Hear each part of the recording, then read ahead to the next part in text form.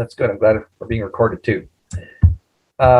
Hopefully you can, if you need to see my face talking, I'm not watching my face, but anyway, but hopefully you can see most of the screen and the slides I'm showing. Right now I'm just showing you a website for a place I visited a couple times this year, and once was on July 3rd. It's the Jack and Darlene Stone Conservation Lands, which is a protected area down in near Yarmouth. Really, I guess in a place called Springhaven, which is of interest for me for two reasons, because there's some great plants down around the Tuscot River watershed and all that area. And also my ancestors in the white side of the family lived in Springhaven and Quinnan for generations down there. So I'd like to find out more about that too. But anyway, I'm here to tell you about plants. So I went to this destination this summer to find a plant I'd heard about, which is a shrub called, it's called maleberry or he huckleberry. And it's the only place has been found in Canada is, about 35 bushes in one spot along a lake in this protected area, the Jack and Darlene Stone Conservation Lands. So I'm just going to switch to my pictures of it because I did go to see it on July the 3rd. I knew it's screen sharing, so here we go. Let's just switch to this. Okay, here are some of my pictures for what they're worth. So this is the shrub, a little taller than me, of this he huckleberry. So I went into this, it's a little woods road that you could take an ATV down. Of course, it's supposed to be close to those, but alongside this lake, among the other shrubbery, is this he huckleberry bush. And I thought, well, maybe you look at pictures elsewhere and I think maybe by July 3rd, it'll be in bloom. And it was in bud. It's a big shrubby thing, sort of like a high bush blueberry or a huckleberry, and it gets these clusters of blooms. Well, I saw the buds on July the 3rd, so I thought, well, I'll have to go back and time my trip so that I can catch it really in bloom. This is the biggest twig there in this photo is like one of the trunks in this clump. It's like an old blueberry bush, really, but it has its own certain look to it. And then I saw leftover flower or fruit, crispy dry fruit from last year. So now I want to see what these little blooms look like. I'd seen some pictures. So I did go back with a couple of friends on a pouring wet morning on August the 2nd. And it was just about done blooming then, of course. Anyway, and we were sopping wet that morning. Our real destination that day was to get all the way down to see the thread-leaved sundews at Swains Road Bog, which we did, and it was sunny by then. But in the morning we were soaking wet.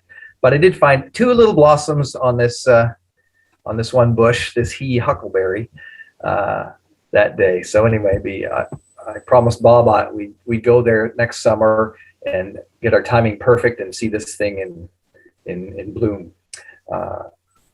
Anyway. So you go to a place like that to see things, and when I was there, I go back to being there in July the 3rd, and you wander around the woods and the swampy places, and I see lots of you give a talk and you forget the plants you love so well. What's that big leaf there? Skunk cabbage, eastern skunk cabbage. But anyway, and I see this leaf, this fern growing all around it in one spot there. And this was a lifer for me because this was netted chain fern, which is a cool looking plant. I mean, it looks quite a bit in a way like sensitive fern. It really reminded me of a houseplant fern I had years ago. I don't even know what the name of it was, but it was really cool to see for the first time. Seen it a couple times since this year. And then you walk, part of this protected land goes over to the bottom, the south end of Wilson's Lake, which is known for some coastal plain flora and things, and saw some things there. Like this other fern, which I've seen different places, and I think this is marsh fern, which is so beautiful, growing in wet places like this. And often just standing up all facing the same way together. In this case, they were kind of facing north, facing the lake. And I did see in the flower bud the the Sabbatia Kennediana, the Plymouth gentian, which I have seen before in bloom on Wilson's Lake. So maybe some of you have seen that too. So, you know, you wander around to see one rare shrub and you start to see other little treasures. Something I kept looking for and kept finding in various places in shady, wet spots is this little orchid, the southern tway blade, which is a lot like one I was more familiar with, the heart-leaved tway blade. But every time I kind of looked for it in southwest Nova Scotia, I was finding it this year, which was kind of cool. And I keep looking at the skunk cabbages, and a couple times I've seen ones that have leaves like this. Now, I wonder if that's a genetic variation. Sometimes I know leaves get, certain plants get a virus or something that causes this, but I like to think that's something that's just, you know, a hybrid or something. Yeah, I've seen leaves like this on skunk cabbage, also on Digby Neck. So I'm just going to stop and check in and see, are you hearing me all right? Am I loud enough? Just, I'm not seeing too many of you, but if you could speak up if you're having a problem. And actually, if you want to know anything, or I see there's something in the chat. Someone says, yes, that must mean you can hear me. Okay, good. Thank you. I've got one more photo from this area, the Stone Conservation Lands in Springhaven, this is the one place I've been so far and seen all the hemlock trees dead, or almost all dead, like these ones here, which was one sad part of this visit to this special area, to see them killed off by the hemlock woolly adelgid. Anyway, that's another story for another presentation, I'm sure, by someone who knows. Okay. Any questions about those wonderful things? No, you save your questions for the end. Anyway, you'll get more chances as we go along. So next, I see it's just a couple days later, I found myself in Cape Breton. I didn't find Best Sheila Kent, but I found some great plants. I didn't seek her out in particular. I should have. Anyway, so I went to this spot. I'm going to shrink down pictures of people so I don't see too many of you. And this is, I'm going to switch to another part of the screen here. This is a wetland area along the Black River, which is on the sort of at the north end of Lake Ainslie, towards the west. And among other things, I went to this location because I thought it would be interesting. There is a very rare willow that grows here that I did not work hard to find, but I thought, well, it'll be interesting to see what's here, even if I don't find a rare willow. It was very shrubby and wet and not easy to wander off the trail that's there. It's an old railbed trail, which is great to travel on. Let's see, I want to go to this. Pardon me while I switch screens here and go to a map of Lake Ainslie. So this is up, if you can see my little cursor arrow moving around, just above what's called McCormack's Corner here. There's this Black River, I think it is, and this wetland area. Might come into focus. And you see wandering through this wetland is this meandering river with a couple tributaries, and there's a railbed trail right through it. So I thought, oh, there'd be great things here. And there were.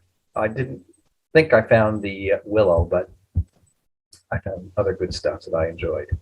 It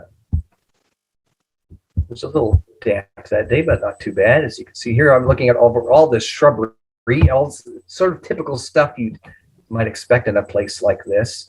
You know, you get beyond the alders and get into all the shrubbery stuff that's up to your armpits and bushes, including this in bloom, which is I always enjoy seeing. I see a lot of it on Digby Neck, but it's good to see this shrubby. I used to call it potentilla. It's not potentilla anymore. This shrub.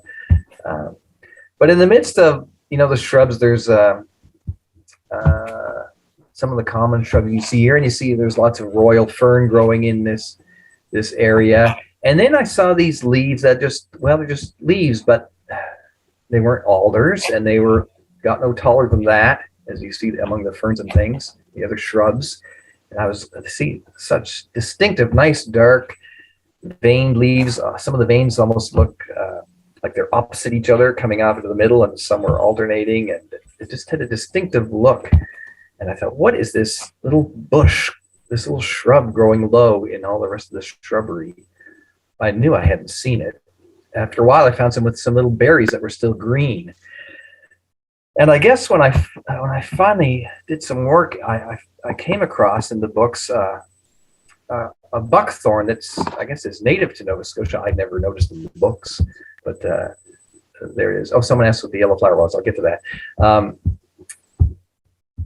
And it's let's see what it says here. I've got my notes here to tell me what this is. I guess it's Rhamnus almifolia, alder leaf buckthorn. So here in Digby, got a lot of the two buckthorns that can be weedy from Europe, I guess. I mean, one of them is terrible weed, and one of them is just sort of around people's yards. But this one is native in these wetlands, certainly in Cape Breton, and it was cool to see it there. I'd like to see what the berries look like when they're ripe. So that was a lifer for me. If I can, is that just birding language? I use that for my plants too. The yellow was that. What is the name of that yellow shrub now? Someone speak up and remind me. And shrubby cinquefoil, I think, is the Shrubby popular cinquefoil, name. Yeah, I can't remember the Latin. The Latin now is like the Asaphora fruticosa or something like that, maybe. Anyway, but there's versions of that are, sold in horticulture. People planting their shrubberies around their houses too. David, I know what it is. It's always fun to see it, growing in a wetland or on a rocky place too. It likes a lot of, in some interesting areas. Anyway, so cool to see that. I saw this honeysuckle. I guess this is one of the sweetberry honeysuckles or Lonicera cerulean of some type. And I don't often see many berries on this, but this one had enough that I picked a few and I ate them. They're good. They did me no harm anyway. And also in this area, I did some wander around, and I thought this is an area where you might see something like these. And I was amazed to get off to some sort of a treed swamp to find some of these showy lady slippers. In fact, I don't know if you can see in this photo, but they're all over the place off in the distance. And I just couldn't get enough of them when I found them. I've never run across them just by chance. I've seen them in Smiley's Park, Hants County before, right? I've seen them once in Newfoundland. But they were clumps and they were single ones and they were spread around a wonderful area. And I enjoyed them thoroughly. They're here and they're there and they're back in the distance, all over the place here. And I really, I don't take many selfies, but when I see those, I do, I guess. And it's funny, I won't tell you my secrets. Oh, I'm going to read the chat here to see what people are asking. But, the hascap berry, those berries I was eating was really very much like hascap. These orchids, I noticed on iNaturalist, someone had posted in Cape Breton, on the other side of Lake Ainslie, a pure white form of these amazing lady slippers. And I felt extraordinarily lucky to stop at the side of the road and plow through the shrubbery, and there they were. It was remarkable to just happen upon this one plant with these pure white flowers with a bit of yellow on it, and see it. Someone else had found them, and they were not far off the side of a road going by Lake Ainslie, to tell you the truth. But anyway, just a real treasure to see. Yeah. So anyway, that was worth the trip to Cape Breton right there to see these things, I thought. And that was in the vicinity of Lake Ainslie. Let's see what I've got. Oh, a couple other things I saw around there. I never did look this up again, but this is one of these, I want to call it a pyrola. It's probably not a pyrola, but like a wintergreen. But this is one with the pinkish flower, eh? Kind of fading at this point. I always find some of these a bit of a challenge to identify. And some of the keys talk about, the little scales on the stem and all that kind of thing, and I sometimes forget to look at that when I'm out in the field. Oh, someone asked, what's the botanical of the pure white lady? I don't know if it's got a name, if it's that morph. It might or it might not. I know some do, don't they? if it's just Cypripedium reginae album or something, I haven't found the name for it. We'll have to name it. There's someone else posted it and saw it first before I did, so maybe that person will get to name it. And I find some of these hard to identify. Oh, that's nice. Putting up this Platanthera, which is in a swampy spot there too. This orchid with. I know sometimes I post something like this with and I think what it is on iNaturalist, then you get into some of the people more expert than me saying, well, I think it might be this, or get into a little debate about what is it and what were the characteristics and how to identify it. And some of it's a challenge, but I enjoy it, whether I know the name or not. So I stayed in Cape Breton for a little while in July, and so the next day I went to, my destination was a waterfall.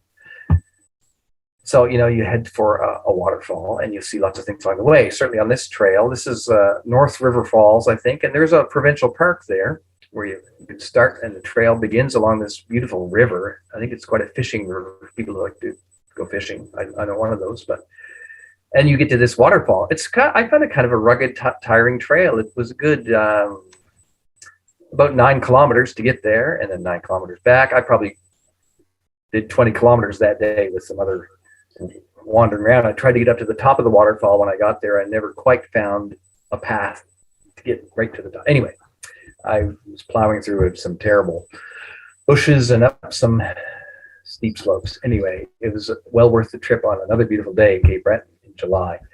And here's one of these wonderful little wintergreens I found soon along the trail, which I'd never seen before. And I just, the look of it to me was just delightful. It was quite greenish in the flower, and then at the base of these nice strong stems of these cute little bunch of little tiny leaves. Well, some of that photo's in focus, I guess. But the leaves I thought were amazing at the base of these stalks, just so out of proportion in a sense to the plant. I'll make some notes here that people are sending. And so I think this was green flowered wintergreen, Pyrola chlorantha, which I'd never seen before and haven't run across since, just this one day. Near the start of this North River Trail. Anyway, I thought it was a great looking plant. And I saw a number as I wandered along the first stretch of the trail for, half a kilometer. I saw lots of other things. I'm just showing you a few of the highlights for me. There's a sort of a close-up of the flower at that moment, sort of at its peak of being open. This trail is really a lovely trail, and there's a lot to see in the woodlands there and along the river, and just beautiful stuff you'd expect. And as I was wandering along, I wondered what kinds of things I might see that I haven't seen often. One thing I saw on some big hemlock trees and some white pine that was there too was this nice lichen, which to me is nice, a globe ball lichen, which I keep always watch for in kind of older growth areas, and it was kind of cool to see that, and some other lichens too. Anyway, as we're getting nearer to the falls and on the trail path, crossing some kind of wet, mucky places, you always look there for the little things that are growing. And I saw this. I guess this is a naked bishop's cap, Mitella nuda, I think, with its little seeds just turning brown, ready to pop out and grow somewhere else. So I was looking at a little wet, mucky spot, and I was thinking to myself, maybe I will see a plant I'd seen just once before, also in Cape Breton, a twig blade. Oh, I didn't write down the name, and I'm gonna rely on one of you to tell me the name of it, because I did find it. Saw these distinct little pairs of leaves, and you see quite a few plants in the colony of this orchid. What's this called? It's a twig blade. Anyway, and I saw a few with blooms on it, and in this little mucky spot. And this plant I was hoping to see in Cape Breton, and there it was. So I was glad to see. Oh, someone knows what this is. Bob knows it. We saw it once. Anyway, I didn't write it down ahead of time. But something I came across in this same, right along this same spot, you're looking down, you're looking at all the little things that are growing. And I saw, and these leaves caught my eye. I don't know if you can really see my arrow, but near the bottom of this, just below a fern leaf, you see these, little 4 rounded leaves and another 4 rounded leaves together. And there's a bit of stem attached. And I thought, what's that? That's an interesting little, maybe it's a gallium, which of course it is, but it's not a really common one. And it's got quite a distinctive look in a small plant. I guess it's Gallium kamchaticum boreal bedstraw, which apparently is quite uncommon. So it's nothing I was looking for, and there it was. It found me as I was looking at other things. So anyway, these kind of odd little things that I've never seen before catch my attention all the time. Along there also, I think this might have been squashberry, this little shrub, this viburnum that was there. There was no signs of, flowers or fruit on this, but I just had a different look. I thought it was squashberry or viburnum edule, maybe. Anyway, so that was just not long before I got to the waterfall, which is it's taller than this picture makes it look. I think it's quite a tall falls. It's one of the tallest falls in Nova Scotia, so I've read. So, and as you see, it was just simply a beautiful day to be taking this trek in there and back the same route. And on the way back, I did find some chanterelles, which is about the only mushroom it is the only mushroom I've ever picked and felt pretty sure of and actually eaten and lived to tell the tale. So I did eat chanterelles for my supper, and I must have been right. So any questions? I know some of you are pretty good about the chat. Okay, how we doing? We're 7:38. Falling asleep yet? No. No, you're doing great there, Jeff. Okay. So this is on the way to somewhere else. You see things like this. I like this. This is on the dirt road on the way to Common sense. Speed limit, common sense. Yeah, I had to get a picture of that one. Besides, I find I don't know. Maybe Beth Sheila or someone can tell me about this, but I do see a fair bit. You get off this highways and byways in Cape Breton, and there are a fair number of private property signs and hints like that. This is a different kind of hint that I thought. Anyway, I got up around Shetty Camp and went into an area I'd heard of just this year. There's an old gypsum quarry there, just east of Shetty Camp, inland. And pond in the middle of it, and there's a trail, hiking trail, and sign behind it. Trails all around this gypsum quarry area. Gypsum area. Some interesting stuff, and a lot of the typical gypsum flora you'd expect would be there. And I was thinking to myself, I'll go to this destination, and I will find yellow lady slippers. Well, I did not. I found none of them. I was signs for all sorts of things. And maybe they were hiding. Somebody's mic is open here that is coming through. If you There's a little bit of background noise there somewhere. Yeah. Okay. Thank you. Oh yeah, someone has given the name of that little tiny tway blade orchid, the Neotia convalarioides. That's it. That's great. Thank you.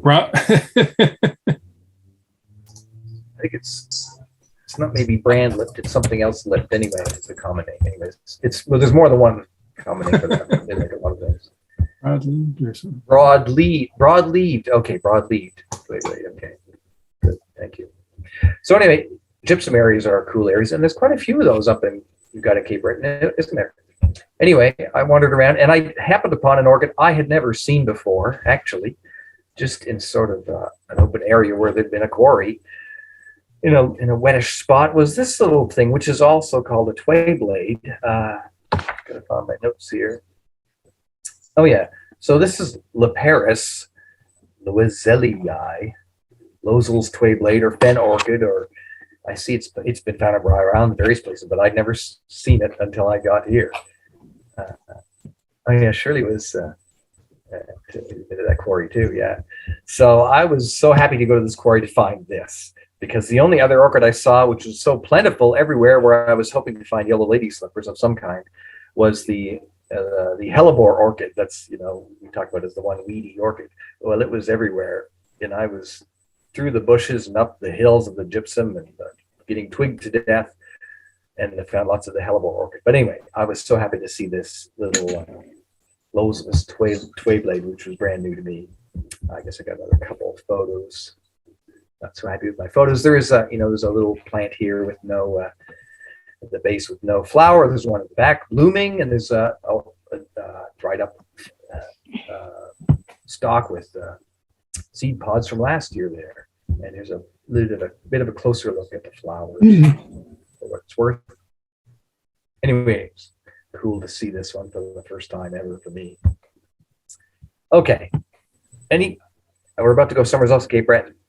You ready? So next I went to Pollock's Cove, I think it's called, which is on the west coast. And it's sort of a hiking trail. It's a destination. There's a lot of people, I think of, friends who are hikers and backpackers who you go in and you camp there, and you after a day or two, whatever, then you hike out. It's about 8-kilometer hike, and it's a lot of gradual up and gradual down, and you're always going up and down. I found this hike actually a little easier than the one to North River Falls for some reason. But anyway, and again, it was a beautiful day. I did it just as a day trip. I just went in one day and then came back that same day. Fishing Cove. Oh, that's further south, isn't it? I've not been into that one, but I've seen that in the park. Yeah. Sheila was asking the Fishing Cove. Yeah. So this is the destination you head for, and there's open fields there and a beach, and there are horses grazing there. I think sometimes there's cattle there too that are there for the summer. But and there's the remnants of, you can see where people lived and farmed there once upon a time. Anyway, just starting off the trail, some of the most spectacular poison ivy I'd ever seen. I had to get some pictures of this.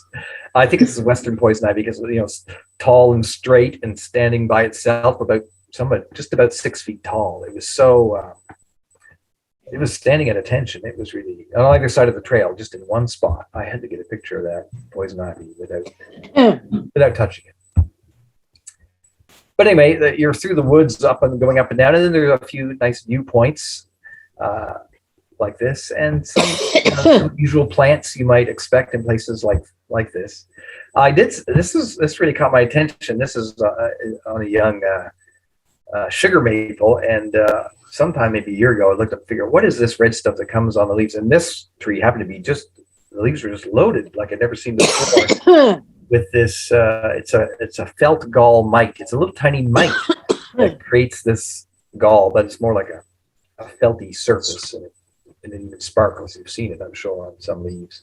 But anyway, it was very striking on that maple as I was going by. But getting out to some of the more open fields that are coastal, I saw just a few of these purple fringed orchids. I'm not going to venture to guess exactly which one it was. I'm always guessing the wrong one, though that one might be obvious from the little mouth that's sort of flattened there in that one face. Anyway, there were just a few of these showing up and just starting to bloom in places. I've been on other places like Briar Island, where you'll see them all over the place all of a sudden.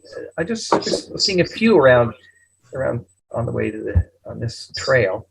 And I love seeing this plant, which is to me typical of Cape Breton flora. Only other place I see it is Scott's Bay in Kings County, but it's this Sanguisorba canadensis, and it was just starting to bloom. This was July the 8th. Canada Burnet, which you see it all over the place, and in Cape Breton anyway. I love it. I did clamber up through the woods. I thought I found a trail which sort of petered out, but it led to a looking back to Pollock's Cove and looking back to where I'd come from. But I did in the fields where the horses are grazing and where people once farmed and so forth. There was this purple fringed orchid, which was here's another white example of a typical non-white flower plant, and I took quite a few pictures of this, trying to get some good pictures. And I love seeing little anomalies like this and the landscape. I'm always watching for something that's white that's usually pink or purple, right? It really catches my attention. So this is another very cool thing to be to happen to see. As I say, among the very few of these purple fringed orchids that were in these fields, actually.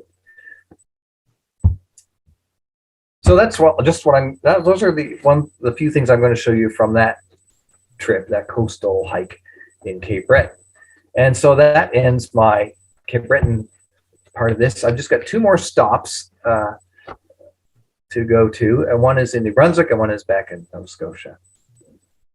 So about I'm gonna switch, let me see my screen sharing, I think. No, I'm not. I don't have to do that. Okay, here we go. So this is my brother and his wife and his daughter. And my brother, about a year ago now, moved from Alberta to Oromocto, New Brunswick. So finally in July, on July 19th, Sharon and I made a trip to New Brunswick to see them and see the house they built and see the business they built and see Oromocto a little bit, just for a day and a half. So, of course, I had to go to Scott's nursery, and they had this great banana tree there, which is, I think, the same species as the one I've got, but this is far bigger than the one that's in my backyard right now and about to come in for the winter. Anyway, that's a tropical thing, just for fun. So my destination was family, right? But you got to see some things, when you're in another province or in another town, and you see some hiking trails in Oromocto, and it's along the St. John River and the Oromocto River and so forth. So, but just in their neighborhood, I mean, their house was just built there, so it's a subdivision sort of area, and in an area that's still wild. I saw this plant, which I don't know why I'd never noticed this plant before in my life till Oromocto this summer. In fact, later on, I found it like a block away from my house here in Digby along the rail bed. But here it is. I'd never really seen this plant before. Probably tell what it is if you know it. It's certainly in the mint family. This nice little clump of it. And I have to figure, what is this thing? I guess it's marsh woundwort, Stachys palustris, I call it. As I say, which I've since seen a couple more times here in Nova Scotia. It's lovely. And just, you get to New Brunswick and cedar trees are so common and everywhere, but it's for me, living all my life in Nova Scotia so far, it's just a thrill to see them just growing up everywhere in the wild, like in my brother's backyard. I mean, they're everywhere, but I really enjoy seeing them. We see them in Nova Scotia, some of the native stands too, which are uncommon. My stepdaughter lives in Hillsborough near Parker's Cove in Annapolis County, and their backyard is full of eastern white cedar. It's one of those few locales we have here. Anyway, cedar trees. So we head out on a hiking trail, part of its old rail bed, and across a bridge, and some new trails along the river. Lovely riparian stuff that you'd expect to see, stuff we see in Nova Scotia, like this hog peanut. This stuff that didn't seem to be blooming yet. This was July 19th. Lots of lush stuff along the river. This nettle, which I've not seen very often. I guess it's a wood nettle. Maybe it's Laportia canadensis. I was guessing that anyway. One of the other stuff. I think I saw this also this summer along the Cornwallis River in Kings County here. Not seen it often. And of course, I love seeing this. I've got some planted at my cottage, actually. The American groundnut. It wasn't, of course, at this time either. But there's some other leaves here I'm going to talk about in a second. Another vine. But, see some other things along this sort of floodplain area, along these rivers. I guess this is such typical stuff along the St. John River and its tributaries. And to see this bellwort growing, it's long since done blooming, but it's just a nice plant to see, one I'm familiar with, one that grows near Digby here too, actually. But then I was seeing this vine, and living in Southwest Nova Scotia, I'm used to seeing what we call catbrier, which is, I call it the barbed wire of nature around here when you see it around a lake or somewhere, because it's this woody vine and it's got tendrils and it's attached and it's extremely thorny. Well, this one seemed quite thornless, had these wonderful clusters of berries growing, far from ripe, of course, but I'm pretty happy. And so this is, and there's some of the leaves. This is American groundnut on the bottom of another vine there. But I loved seeing this vine because it was new to me. Maybe I've seen it somewhere in the past through the years, but so I guess this is smooth carrying flower, Smilax herbacea, unless they changed the name. This woody vine, and I didn't get any good pictures, but at times it comes with its shoots that come out of the ground. The leaves are coming out of the nodes in whorls of 5 at once, and it's quite a distinctive look. But I noticed I didn't get a photo of that. Anyway, cool to see a plant in New Brunswick that we don't have here. Anyway, I want to get back to Oromocto area just because my brother's there, and do a lot more hiking around and see this stuff. It's a little more of the foliage of the vine. It was sort of not downtown Oromocto, but just, in an area where there's parks and buildings and whatever. I think my brother was going into an appointment somewhere, so I went with him and just went for a walk along the waterfront, and there's this Canada lily coming up along the river, just in a spot where some of it's actually been mowed, and it's there with other, I think it was even a riparian grape growing there, but just great to see this plant, which I've seen just a couple places in Nova Scotia. And the flowers were getting just past their prime, but just the structure of this lily, as you may well know, is just an amazing thing. I mean, you can get 7, 8, 9 feet tall, and just the whorls of leaves coming up the stem are grand, I think. So it's cool to see this, and things like this. This tearthumb, this spiky, spiny annual. I think this is halberd-leaved tearthumb. I got to look and see what halberd means anyway, but that's the common name for Persicaria aerifolia, if that's the Latin name. Anyway, kind of fun to see. Don't see that one very often. These very distinct leaves with the 3 points on them. Okay. I don't see any more questions coming up in chat at the moment. So my final stop, I'm going to show you a few pictures of in July, was a trip to Moose Island in Five Islands, Nova Scotia. So this is a place I've been taking a little pilgrimage to go camping or whatever for 5 or 6 years in a row now. Because this island that's here, I should show you, I will show you, I'll change my screen sharing and show you a map of Five Islands, the community, but there's the actual islands, Five Islands as well. And gotta switch to Five Islands on the map here. Okay, so here's Five Islands, if you can see that, I hope. And the community is on the mainland, and there's Five Islands Provincial Park here. And the Moose Island, the largest of the 5 of the islands, is also park property, but it's not officially park campground or anything. But people, locals, or all sorts of people like me, will go over there and camp. Some of us typically go on a low tide. We walk over, take a 2-kilometer walk on the beach at low tide, and do a little bit of wading across the water, and camp on Moose Island. And there's a spot there where a lot of people camp. There's pots and pans and things like there, in fact, for people to use.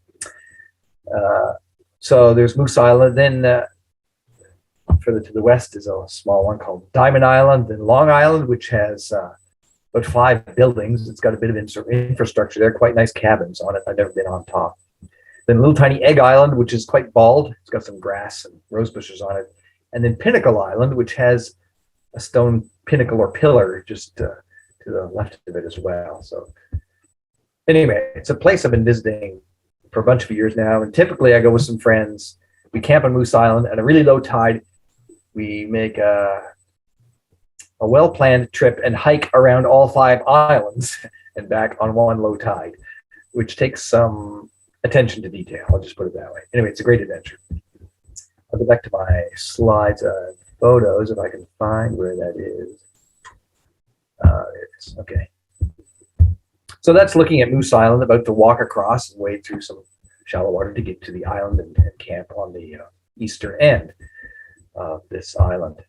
And so I'm going, this is a look at it from the other end of Moose Island, which if you see it from Hants County or Kings County, I look across the Minas Basin, you see these red cliffs.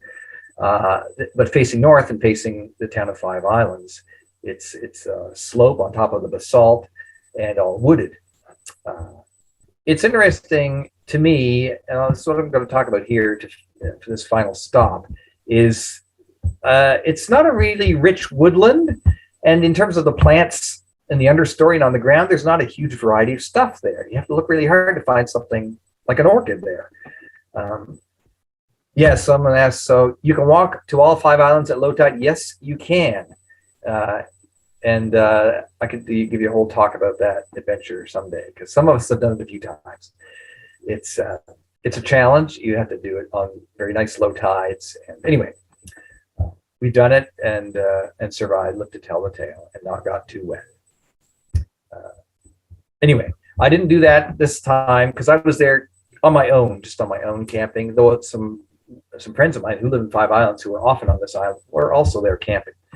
But anyway, so we did some exploring together.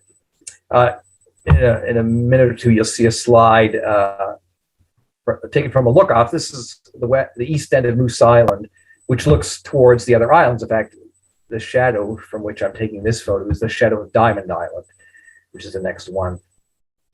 But right at the top, sort of right at the top of the great cliff, there is a look off you can hike to.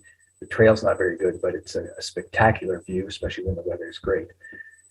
And there are some beautiful trees. You get up higher on that island. I mean, 100 years ago and more, there's a family that lived on that island and farmed on that island and so forth. But up at the top, there are some big trees. There are some big sugar maples, for instance, which are beautiful in the landscape. Here's the view from that look off, actually looking towards Parisborough, towards Cape Split. Right in the sort of in the center, you see the other 4 of the 5 islands. There's Diamond Island, it makes it look short from up on Moose. And the next is Long Island. And just behind it is Egg Island and Pinnacle Island. Actually, then further in the distance, a bit to the right, are the 2 islands, the brothers at 2 islands near Parisborough. And it's a little hazy, but Partridge Island by Parisborough is there. And just on its left, across the gap of the water, is Cape Split. And then that long ridge of land on the horizon on the left is the ridge and Cape Lombardins right there, actually. Anyway, it was a nice day. So I went, part of my thinking of going there and camping just to get away on Moose Island on my own or with whoever else happened to be there was to look around and just see more and do more eye natting, actually, take better records of what trees and what plants are there and what's not there. You know, I'm interested now in going to a habitat and seeing, well, what's not there that I might expect here. But I started to find on this, you know, in a sense, on the top of the island is fairly flat, but then you go to the Minas Basin side and it drops off. Some of it's a steep slope with trees, and some of it's just sheer cliff, and then a scree slope with that red sandstone and so forth. But I found along the steep edge where there was trees, I found a few trees that are rare on this Moose Island. So I think I found 2 hop hornbeams. And so here is a hop hornbeam. There's the trunk, and there's looking at the foliage, and there it is, getting little hops, so to speak, of the hop hornbeam. So there's 2 hop hornbeam trees on this whole island. And it was in an area where I found some other trees I'd never seen before on this particular spot. I found that there was a couple big beech trees. And in fact, as I explored this island further along and sort of on the south edge, you know, of the woods before it drops off to the cliff, I ended up finding maybe 10 or 12 large beech trees like this. It's interesting, you know, on this island, and there are deer there browsing. I found, you know, a number of large beech trees, lots of huge sugar maples, but not a single baby sugar maple or a sapling or a 20-year-old sugar maple. Nothing but the big old sugar maples and 1-year-old seedlings or 2-year-old seedlings. You know, and same with these beech trees. So no sprouts coming up from the ground, just big old beech trees, a couple of them dead, but all of them mature. So it's interesting whatever's going on there. Not enough of an ecologist to know, I guess, but it's interesting to find things that, you know, on an island that are uncommon. I found, for me, the one white pine tree on this island. Maybe this kind of thing would bore some of you to death, but I'm looking down a steep slope here. But there is this one scruffy white pine on this hillside on this island, and I did scramble down, almost hurt myself. Anyway, getting down to take a look at the base and finding, yes, the pine needles and a pine cone. I mean, somewhere else you see white pines all over the place. But you look at this island as you wander around and say, oh, there's no white pine there. Well, found one. But then plenty of these big sugar maples as you go on. I find this one nice, this crooked one that's at the edge of the cliff. Actually, when you're down at the base of the tall red cliffs and walking along, you look up and see this one maple that stands out. It's got such a wonderful crooked trunk. And because it's at the edge of the woods, really at the edge of a cliff of sorts. But there are other big ones. This is one of the larger sugar maples, but there are plenty like this in the woodland there that are really, really quite lovely. So look up at it. This is I was going to say it's a trembling aspen, but it might be a large-tooth aspen. I'm not sure now, but there are a few stands of this near the edges of this island. You see this one's old enough. It's got fungi growing out of the trunk. And there are some big, there are a few large white birch, but some larger, not huge, but quite large yellow birch, like that's what this is. Maybe it's hard to tell from that photo. There's some grand common lichens, but lichen growth on them as well. So, you go to a place, a little location, whether you go to a peninsula or an island or something, and you see what's there and what isn't there, or what's common elsewhere and that is rare in that spot. And it's an interesting study to take a look at that. So anyway, this is the finale of our stops in my destinations in July. This is just one more look from another little promontory out from Moose Island to the others. So that's what I have to show you tonight. It's 8 o'clock now, and you may have other questions, and I could go back and we could look at the photo again if you need to do that. So any further questions or suggestions or ideas? Corrections on some of the names of what I saw? I think you've done a pretty good job identifying all that stuff, Jeff. I really enjoyed those orchids. That was those showy orchids, that white one. I was trying to go through iNaturalist while you were speaking there for a bit to see if I could see how they determine the white one, if a variation or something. I couldn't find anything. Mm-hmm. Yeah, something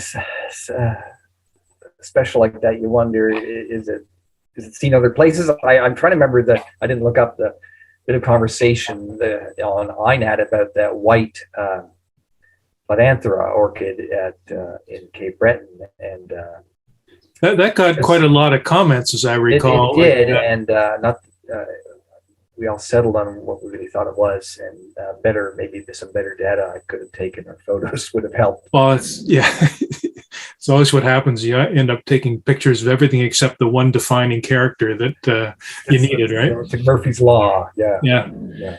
I remember, what was interesting in that conversation is a lot of people thought it was a hybrid orchid. I thought it would just be a white phase, but a lot of people seem to think it was a hybrid. Mm-hmm. Yeah, I've forgotten those comments. I didn't look them up. Yeah. So I have to say this is a really comprehensive view of Nova Scotia you gave us this summer, because you hit so many key areas right across the province, and right from the Mailberry fascinates me. I still have to get out to see that. Yeah. So you're at the southwestern tip of Nova Scotia, and I wasn't well up into Cape Breton. The coastal plains, Flora, right up to the Cape Breton stuff, and from the little wee twig blades up to these big trees. You covered it all. That was great. Yeah.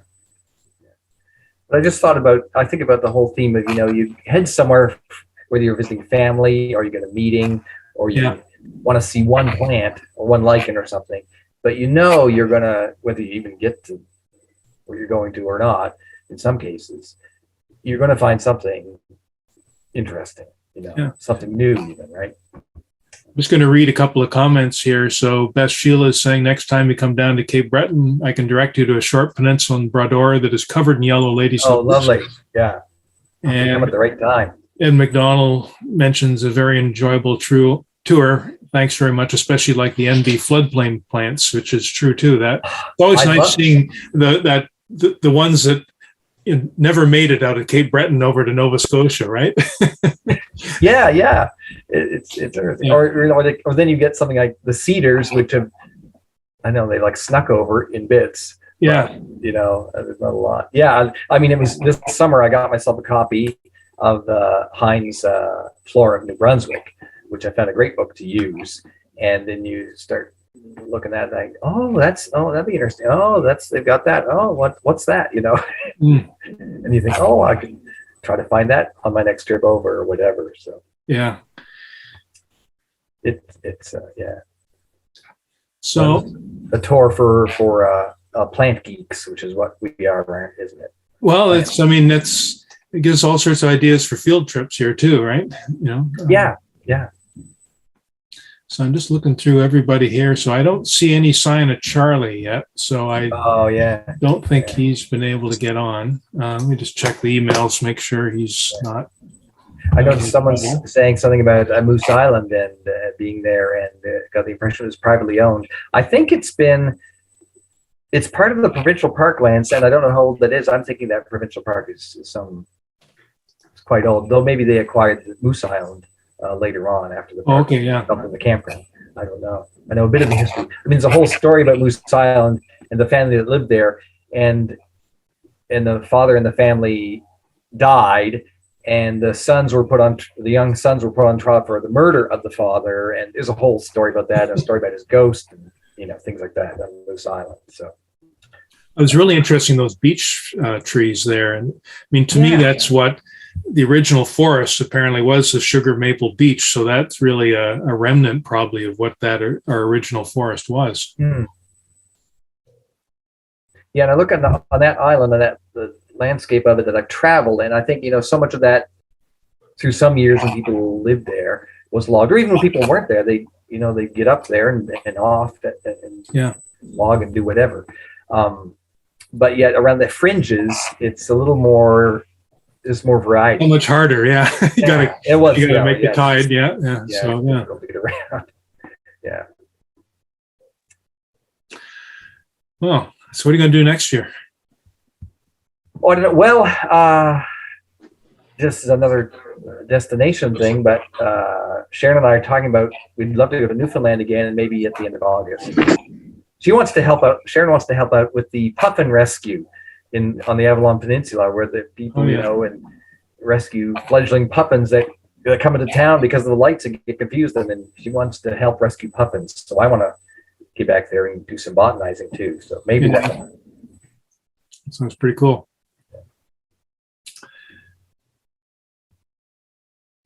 Okay. Yeah, I follow a bit of the puffin rescue, and it's leech's storm petrels too. On the and it's the petrel is interesting to me, especially just because I'm really familiar with that bird, because for many years I not lately, but I would visit Vaughan Portage Island in Shelburne County, which is owned by Acadia University, and that's one place where the leech's storm petrel nests on the island. So another bird they rescue these eastern in a few towns in Newfoundland. Oh right, yeah, I think I heard somewhere that there's a whole bunch of petrels been blown inland, and they're being attracted to lights or something inland, and there's the whole issue of that. Yeah. It probably happens down in around Shag Harbor and Barrington and Clark's Harbor too. I just never hear about it much. Yeah. Well, I guess we're reaching the end of everything here. Like I say, I'm just still looking to see if there's any sign of Charlie. No, not there and not there. So I think we missed him. Well, I think further communication then will be on email. I think Rosalind has her hand up. Oh, sorry. Okay. I'm not seeing everybody here. Let me just change the view. Okay. So Rosalind, you had a question? Actually, I just wanted to, I have a few ulterior motives besides the fact that I'm very fond of, our native flora. I have a bit of an ulterior motive. I'm currently chair of the Nova Scotia Rock Garden Club, and we center our activities around the rock gardens at Truro. And in 2023, we are, as a chapter of the North American Rock Garden Society, we are hosting an annual conference and expecting anywhere from 150 to 200 people. So I would like to draw on your membership for places of interest to, well, Nova Scotia is a rock, a lot of rock, different types of rock, and the plants that tend to grow in association with that different type of rock. So we will be looking for locations for bus tours to take people. Of course, we'll be taking them down to Polly's Cove, Peggy's Cove area for one of the tours. But I'd also like to investigate maybe going up the Parsborough shore and other areas sort of within an hour and a half, 2 hours drive of the Truro area. And as a post-conference tour, we are planning a trip down the valley to Briar Island. And I know you have some very good experts here on Briar Island, the restoration of the bogs there and the plant material. And then ultimately we will finish up going around the toe of Nova Scotia and up the Atlantic coast back to Halifax. So I'm really interested in any suggestions for speakers for our conference, experts on certain areas or we'll have a geology expert. We'll have maybe Gerald Glow to talk about the Indigenous peoples' habitation of Nova Scotia pre-colonial times, and certainly anybody who has some little secret places that would be of interest to people who are interested in rock gardening, not necessarily alpine or coastal barrens, but also woodland plants that, as for instance, the lady slippers that tend to grow in the gypsum or limestone areas. And it'll be in June, so it'll probably be a little early for some of the things that Jeff showed tonight, but certainly any information that can kind of help our organization would be really, really helpful. Should be good for a lot of the orchids, actually. And, yes, the yellow lady slipper, I was thinking some of the karst landscape they'd find that intriguing, I suspect. So anybody who's taking any road trips next summer, I know I'll be taking several to try to pin down what will be good to see in the first and second, or the second and third week of June. Okay. Thank you. Well, we will put that out to the members. Okay. Well, I'm going to maybe try and wrap up here unless anybody's got anything else. So first of all, I want to thank Jeff. I was really looking forward to this, and it was everything I was hoping for. It was a wonderful trip across the province, and your eye, like I know from hiking with you, your eye is so great at picking out and seeing the little things that many of us would not have caught. And some of these little pyrolias and the little tway blades and things like that. I mean, it was great, and hit some really good photos too. So it was very, very exciting, Jeff, and thanks so much for doing it.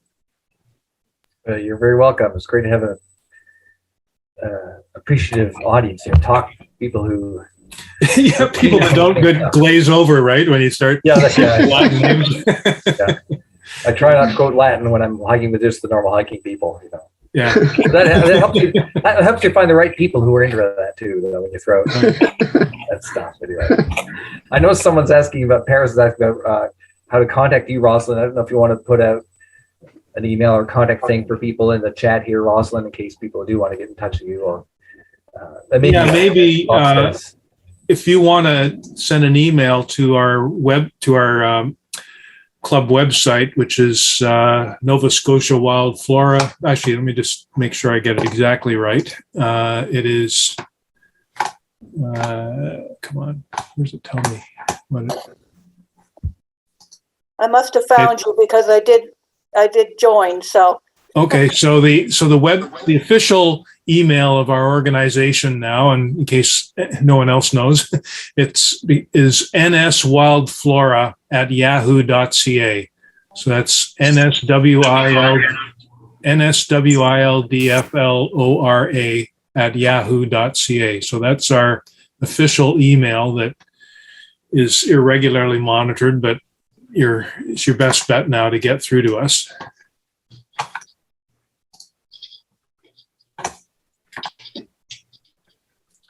Okay, well, I think we've covered everything. I think I'd call this a night. if anybody else, has anybody? Go for it, Beth. Sheila, just Thanking you jump in. again, Jeff. Yes, may I interrupt for just a quick moment? Please do.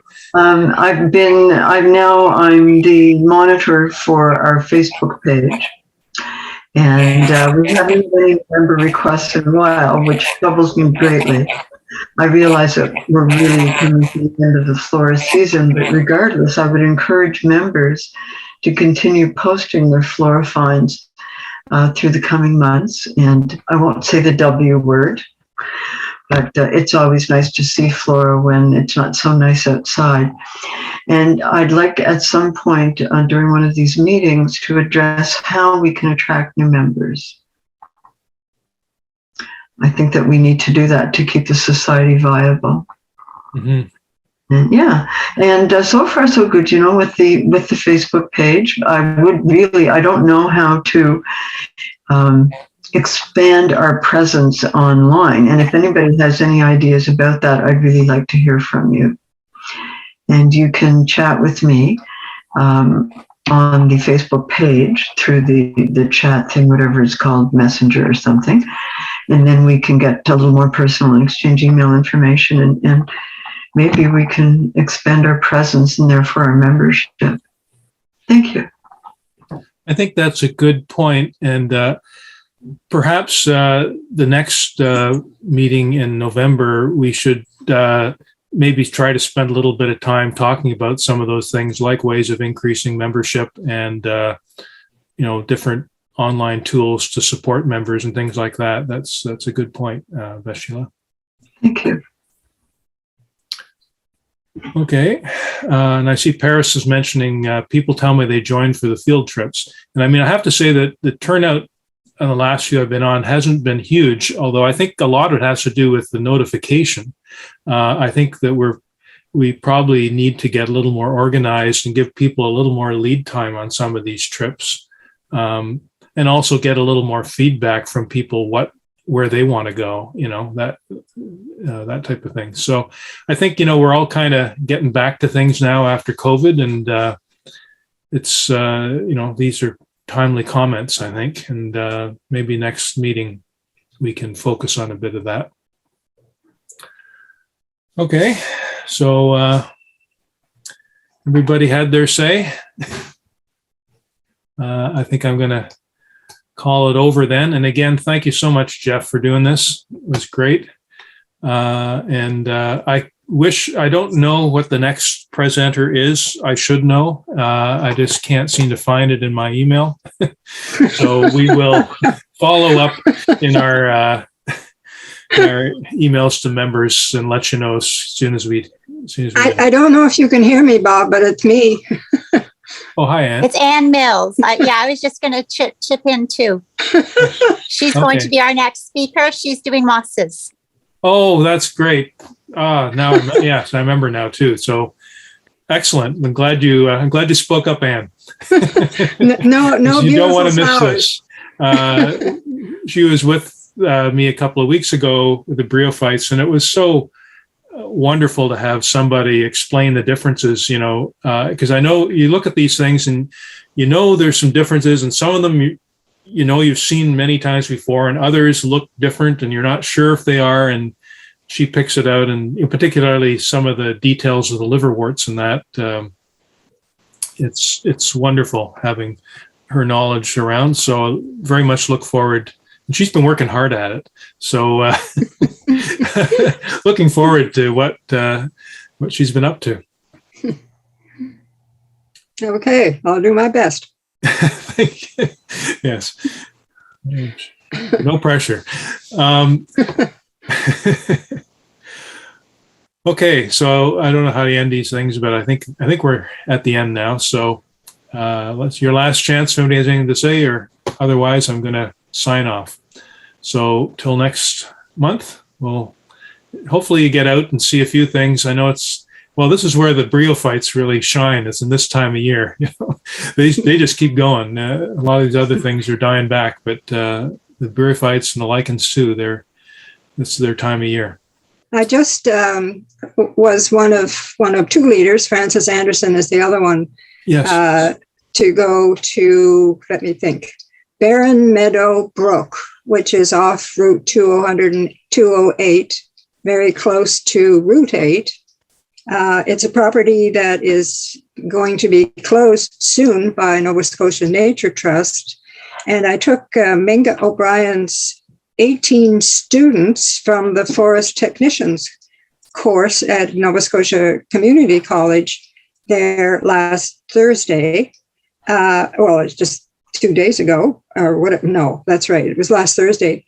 And it would be very interesting too. It has the yellow, the snake, ribbon snake there. That's one of the things.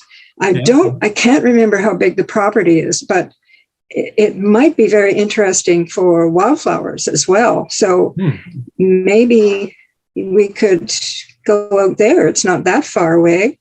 Is that something that we would need to coordinate with the Nature Trust, do you think? I don't know. I'd have to ask Minga. Minga O'Brien knows how to get out there. Well, I mean, she knows the protocol.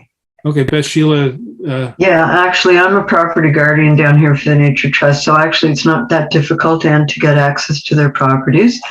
If Minga was in there with you, she is the person to approach, and she will intervene on your behalf and liaise with the trust to get your permission to go in on a field trip. It's easy. Okay. Yeah. Okay. Well, it's just a thought because it's easy, fairly easy access. The only thing that I had done was we moved like snails, but we saw a lot more. And that was because Anne here somewhere over the past year did a face plant on rocks, and I must have dislodged my tibia, and I was in dire straits. But we went anyway. We spent 3 hours out there, and when we ate lunch, I stood. I said, I don't dare sit down because you'll never get me up again.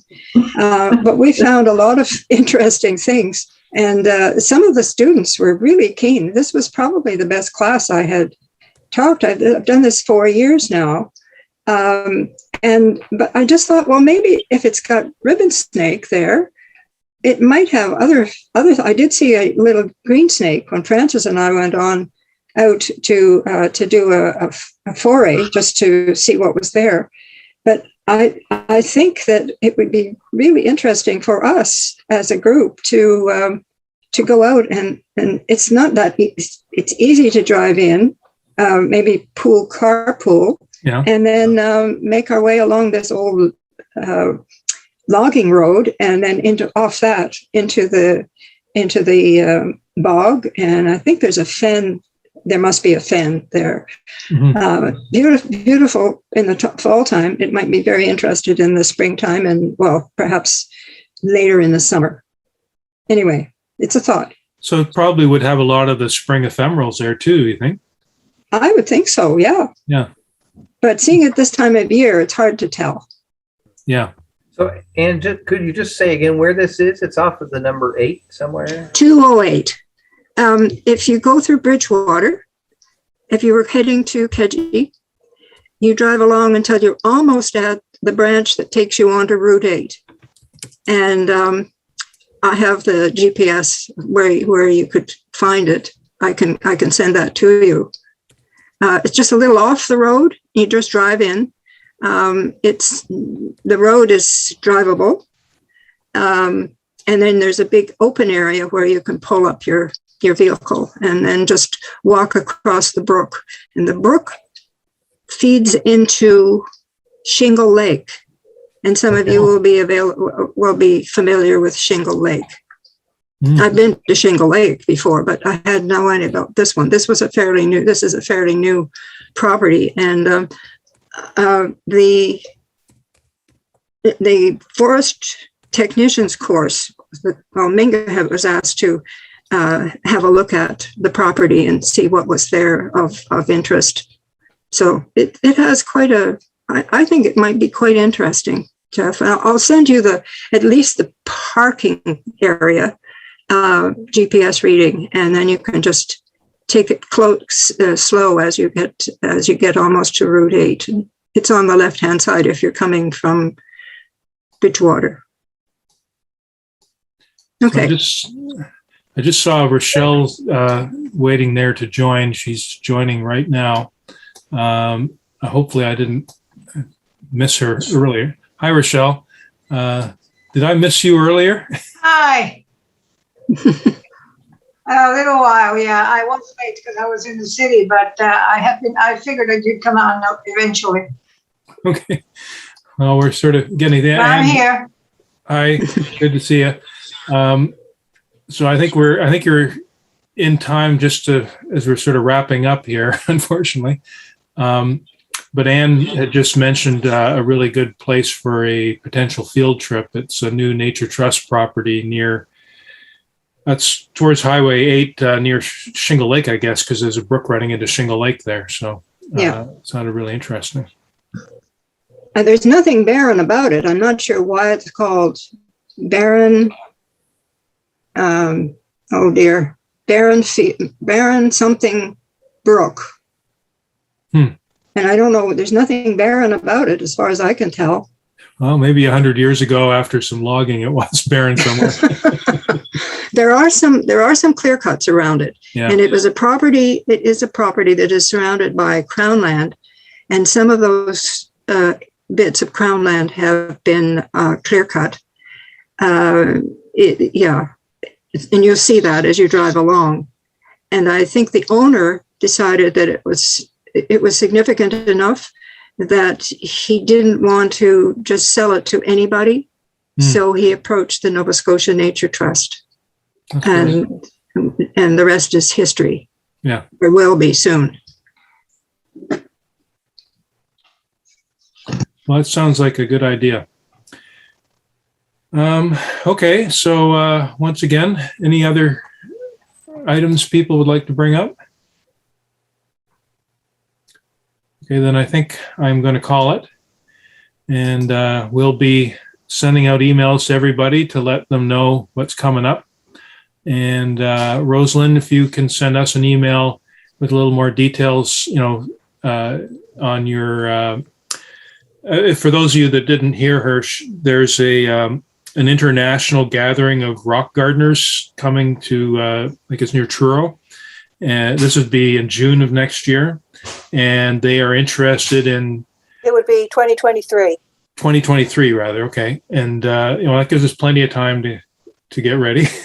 But they'd be interested in visiting some areas in Nova Scotia. It'd be nice to have an opportunity to show off a few areas in Nova Scotia to people like that would be, familiar with international plants. It's always interesting. I know, you show something local and it turns out it's almost exactly like something that grows in a mountain somewhere in Sweden or something, and these people would know that.